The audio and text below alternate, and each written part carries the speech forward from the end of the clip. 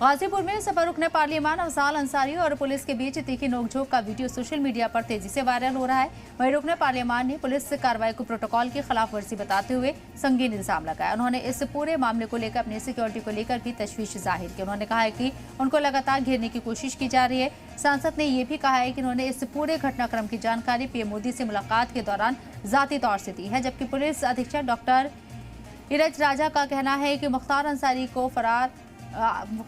की फरार अहलिया अफसा अंसारी, जिस पर 50,000 रुपए का इनाम का ऐलान है, उसके गाजीपुर में मूवमेंट की खुफिया इत्तला मिली थी और इसी इनपुट की बुनियाद पर सिक्योरिटी और जांच मुहिम चलाई जा रही थी। इसी क्रम में सांसद अफजाल अंसारी के काफिले को रोका गया और आईनी तरीके से जांच की गई। जांच के दौरान किसी भी तरह का गलत बर्ताव नहीं किया गया। उन्होंने एमपी की तरफ से लगाए गए इल्जाम को हकीकत से दूर बताया और कहा कि पुलिस पूरी तरह कानून के दायरे में रहकर काम कर रही है।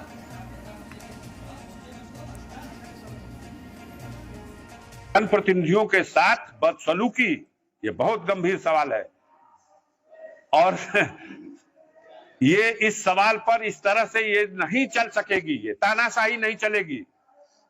गोली मार दे कोई हमको स्वीकार है, तानाशाही स्वीकार नहीं है। हमको घेरने की कोशिश भी की जा रही है। हमें अन्य कई स्रोतों से भेजा जा रहा खबर कि आपके जान को खतरा है, बाहर से हमला करने वाले, आक्रमण करने वाले आए हुए।